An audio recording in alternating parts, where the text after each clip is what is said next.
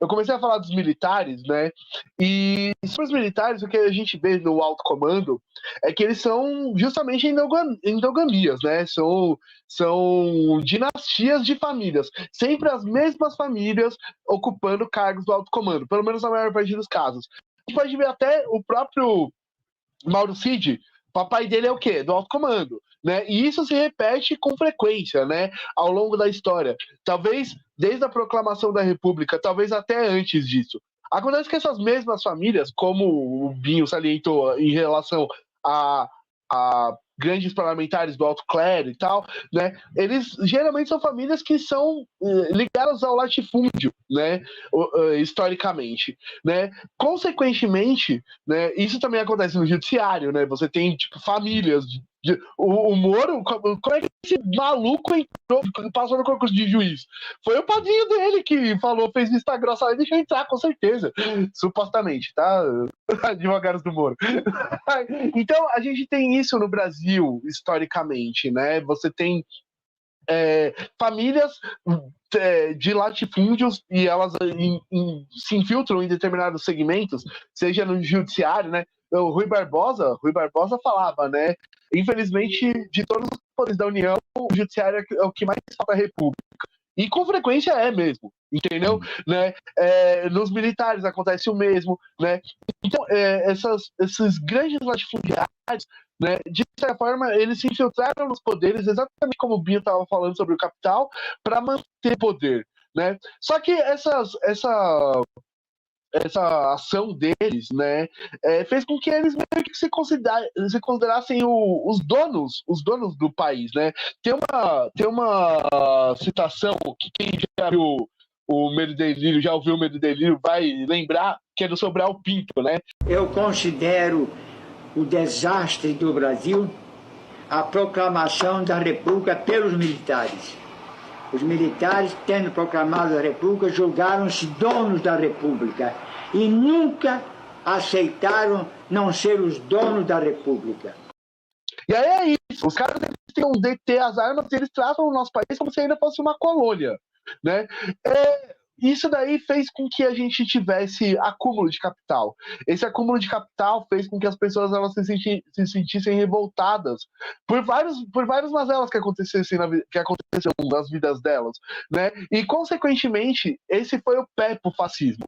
Então, a gente é a 10ª maior economia do mundo, mas o 7º país mais desigual. E isso não é à toa, inclusive na renda, né? O senhor acha que se a gente distribuir melhor a renda, o fascismo ele perde fôlego? Se a gente se tornar menos desigual, existe menos brecha para o fascismo acontecer?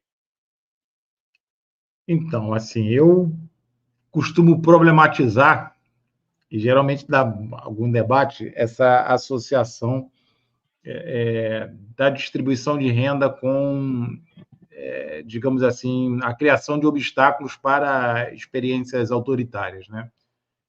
E a própria violência. Eu, enquanto professor de sociologia, eu gosto muito de pesquisar para entender essa nossa violência urbana, tá? Então, eu acredito que a gente não consegue vivenciar uma experiência democrática se a gente não resolver a questão nossa da violência.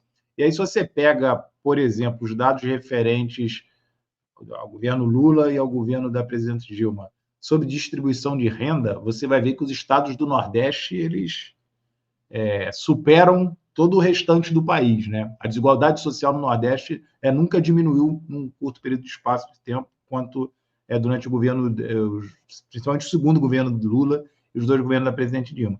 E, no entanto, a violência lá aumentou de uma forma que hoje o governo Lula não sabe o que fazer, o Dino tenta pensar como resolver a questão da violência, seja na Bahia, no Ceará, né, em Pernambuco.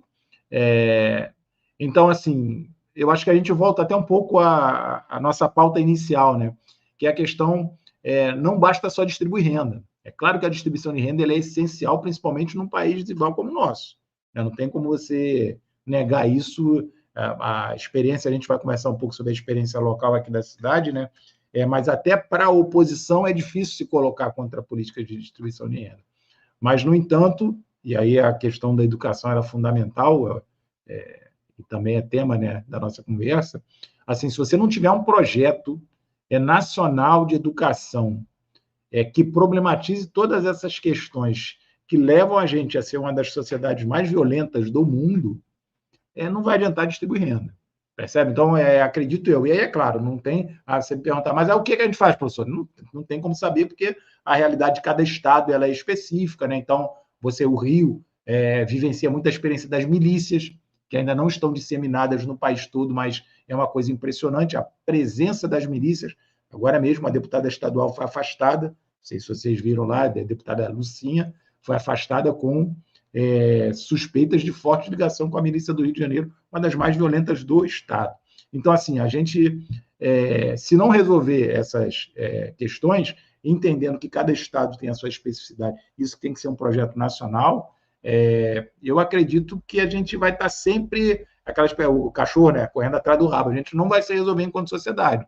A gente quer ter uma sociedade realmente que respeite valores democráticos, que sejamos solidários uns com os outros, que enfrente essa experiência do individualismo, e aí acho que o Eber falou, né, a questão da cidadania pelo consumo, ela é terrível, né? Então, se a gente não adianta a gente distribuir renda, fazer moeda social, se a gente não tiver também um trabalho educacional voltado para essa questão da reflexão, para essa questão da crítica, do senso crítico, para que a gente entenda que não devemos ter dinheiro para comprar o celular moderno, o carro moderno, etc., etc., que a existência humana é muito maior do que isso.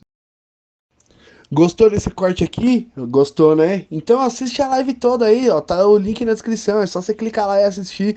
Você vai ficar sabendo muito sobre essa história toda aí, certo? E não se esquece de se inscrever no canal, deixe seu like, manda a sua ideia nos comentários e não se esqueça, é na luta que a gente se encontra. Falou, valeus!